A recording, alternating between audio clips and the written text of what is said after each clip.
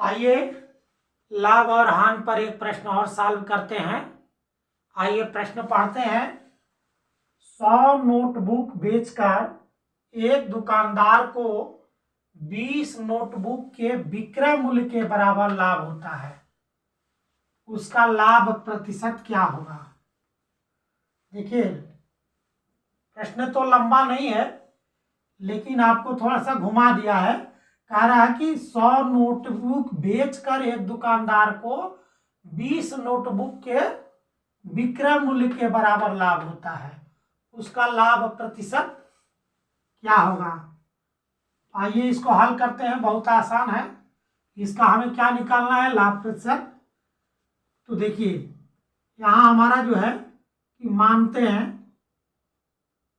कि माना एक नोटबुक का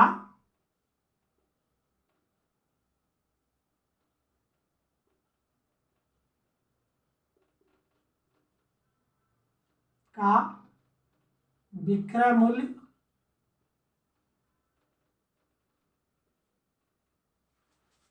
₹1 है। हमने मान लिया ₹1 है, माने एक नोटबुक का विक्रय मूल्य हमने मान लिया ₹1 है। तो यहाँ 100 नोटबुक है, 100 नोटबुक उसने बेचा है। 100 नोटबुक बेचा है तो ये ₹100 हो जाएगा। हमने माना ₹1 तो 100 नोटबुक का ₹100 हो गया। तो ये तो विक्रय मूल्य हो गया।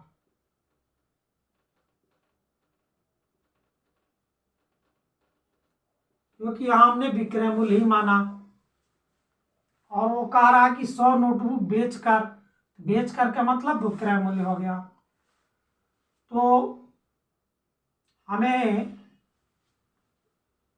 यहाँ 20 नोटबुक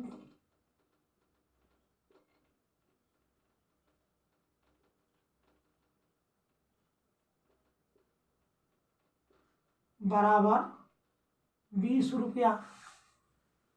वो कह रहा 20 नोटबुक के विक्रय मूल्य के बराबर है। ये तो लाभ हो गया, बराबर लाभ। यानी 20 नोटबुक का अगर हमने उस ₹1 का हिसाब किया तो नहीं, वो ₹20 वो लाभ कमा रहा है, तो हमें लाभ भी निकल गया। अब जब लाभ निकल गया तो हमें लाभ प्रतिशत ज्ञात करना है। नहीं, हमें ज्ञात करना है उसका प्रतिशत लाभ। अभी इसमें क्रय मूल्य भी निकालना पड़ेगा ना। लाभ मालूम हो गया, विक्रय मूल्य मालूम हो गया, तो अब क्रय मूल्य निकालेंगे।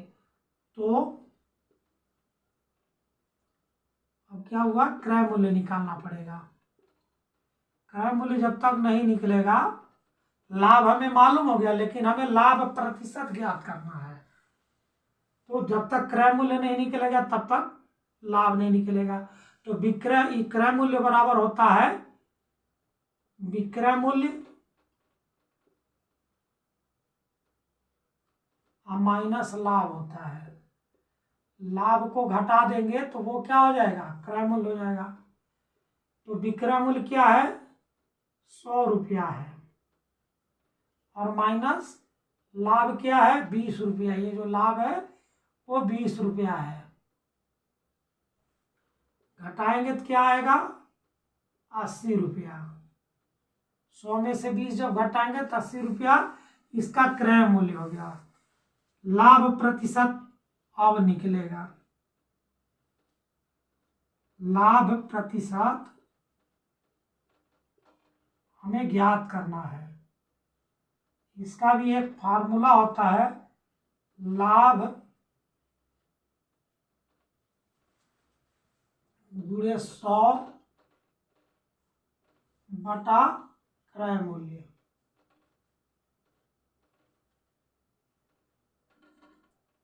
क्रय मूल्य, ठीक ना। जब तक क्रय मूल्य नहीं जानेंगे तब तक नहीं हो पाएगा। लाभ कितना है आपका? ₹20 है, और गुणे 100, और क्रय मूल्य क्या था? 80, अब इसको क्या करेंगे, 20 चौका 80 हो गया। 20 का पहाड़ा एक बार पढ़ा तो 20 से एक बार में कट गया, और 20 का 4 बार पढ़ा तो ये 80 कट गया, अर्थात ये 100/4 हुआ। तो 4, 25 चौका 100 होता है ना।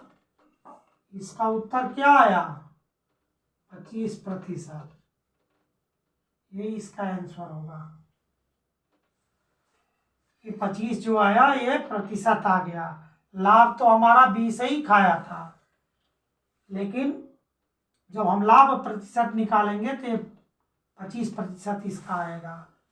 यही इसका आंसर होगा। देखिए खूब सुंदर से ये सवाल लग गया, कहीं भी कोई दिक्कत नहीं हुआ। सब हमने मान करके ही लगाया, और मान करके लगाया। जो इसका फार्मूला है, फार्मूले पर मान को रखते गए और सवाल को हल किया। कैलकुलेशन करने के बाद हमारा 25% आ गया। बहुत आसान है।